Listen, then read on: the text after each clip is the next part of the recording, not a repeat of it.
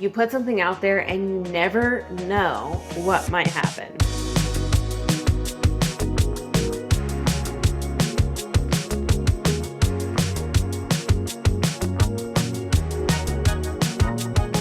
I started posting consistently on YouTube last March, and since then I have posted 29 videos. I started in March with around 700 subscribers, and now I have over 15,000. So I have seen a huge amount of growth over this last year, more than I ever expected. So I have a few lessons that I have learned along the way and some things that I want to do differently going forward, and I thought it might benefit you guys to share them with you. Maybe you can hold me accountable. That'd be nice.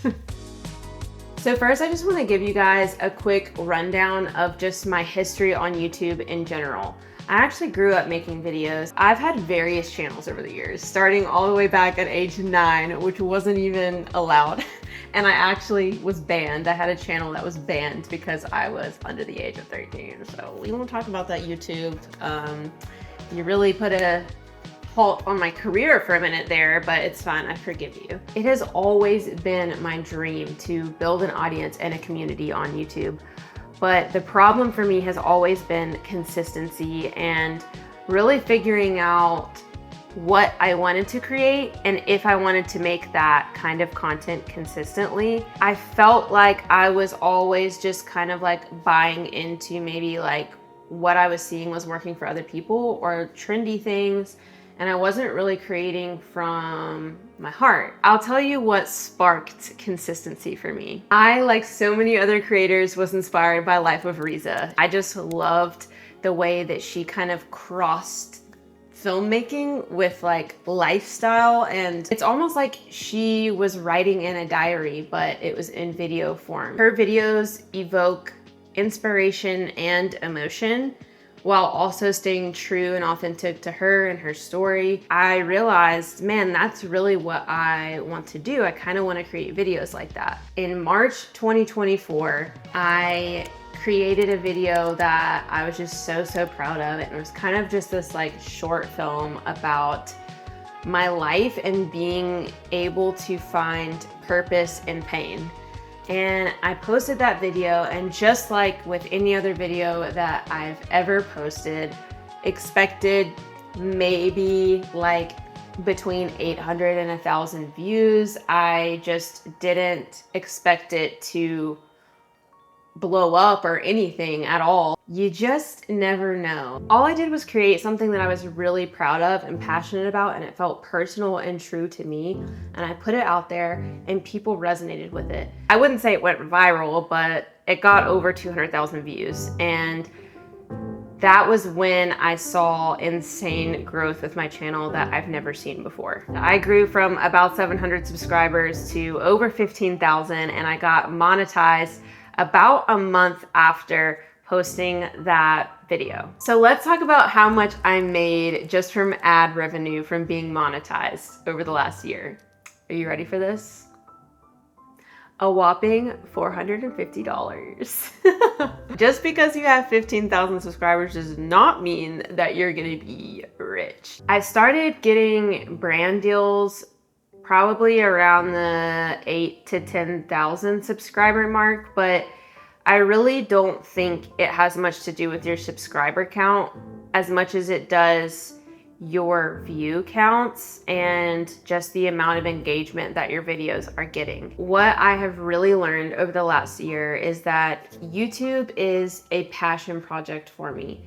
And if I start to get away from that passion, because I'm concerned about the growth aspect of it, I lose the passion. Is it cool to see growth? Yeah, it's a dopamine hit for sure, but it's not everything. And I feel like when you really start leaning into that side of things and you're looking at your analytics constantly, I'm really guilty of that, it slowly sucks the life out of you. Next, there will be plenty of people who subscribe to you because of one video, but they don't become loyal viewers and watch your other videos. So don't base all of your content off of the one video that a bunch of subscribers came from. You're gonna have your loyal community and viewers that will view whatever you create, but you're also gonna have people that subscribe to you for one thing and then they see your other content and they're like, wait, actually, I don't care about this. You want your people to find your videos and connect with them. So just cater to the people that are truly engaged and interested.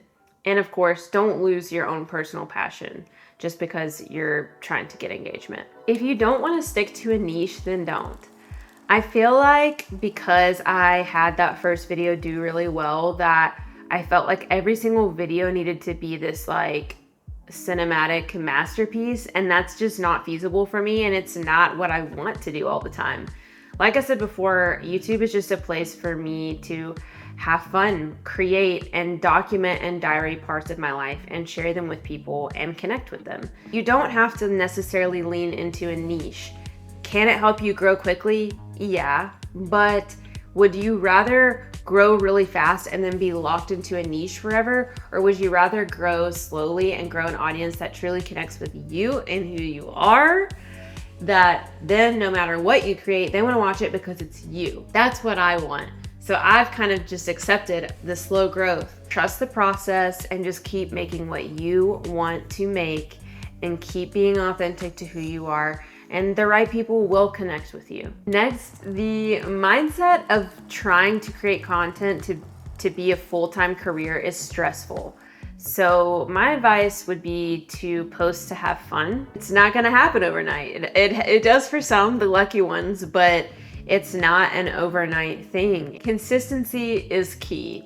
Trust the process and just have fun. Next, you will get paid. If you're posting super opinionated stuff or like, I don't know, you're rage baiting people, obviously you know you're gonna get more hate than most, but in general, everyone's gonna receive a hate comment here and there, okay? And if that affects you, I just wanna advise you to utilize the tools that YouTube gives you. Like block certain words, like if there are things that you don't want people commenting. Hide people from your channel if they are consistently coming back to hate on you. Next, engage with your viewers. I touched on this before, but you're trying to build a consistently engaged audience that connects with you and who you are. And so that looks like being yourself and then responding to the people that respond to you. Create opportunities for your viewers to respond to you in the comments, and then make an effort to respond to them and let them know that you care that they're there. Sometimes consistency is more important than quality. I kind of touched on this before, but the video that did really, really well, I spent so much time on it and I worked really hard on it. In order for me to remain consistent, I can't create something like that every week. It's just not possible.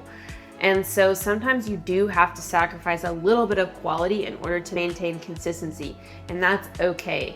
Consistency, I believe, is just as important, if not more important, than quality. People want to relate to you, so authenticity is really important. It's hard to get used to being yourself in front of the camera, and with this video, I feel super stiff because I have this freaking script on my phone, and this isn't the style of video that I normally make, so I'm like I don't feel like I can be myself. But people relate to realness and they relate to unique personalities, right? So don't try to be like someone else. It's really hard not to, because we are constantly consuming content alongside creating it. So if you need to take like sabbaticals from consuming content because you're finding yourself constantly comparing yourself and kind of like really leaning into what someone else is doing because it's working for them, I would just advise you to step back from that and really just evaluate, okay, what do I enjoy making and who am I? I want to be myself and I want people to connect with who I am for who I am. I don't just want to like regurgitate the things that I'm consuming, you know, like I want to put something unique and valuable out into the world that's going to inspire, encourage, and relate to other people. Don't stress over brand deals and force them. At first, it's really fun to start getting brand deal offers and to get free stuff and like all that, but brand deals can quickly become this thing that feels like it like rules what you make and like how you create, because you have to negotiate and you have to like please the brand and you know, create something that adequately represents their product, right? And so it can quickly become this thing that like squelches creativity, and it can be stressful. So don't force it. Like, don't work with a brand just because you get the offer. And lastly, be patient with yourself and be patient with growth. It takes time. Slow and steady wins the race, and it's worth the journey. I feel like a lot of times what we do is we set these like really high goals and standards for ourselves, and then when we fail or drop the ball one time, then we just abandon them altogether because it just overwhelms us. And the thought of picking back up when we're overwhelmed is just really hard. My best advice is definitely to set just an attainable goal. You know you can do it, and just stick to it.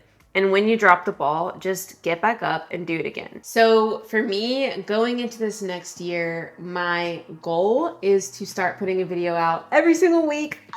I don't know if I'm gonna be able to do that. It's gonna be tough.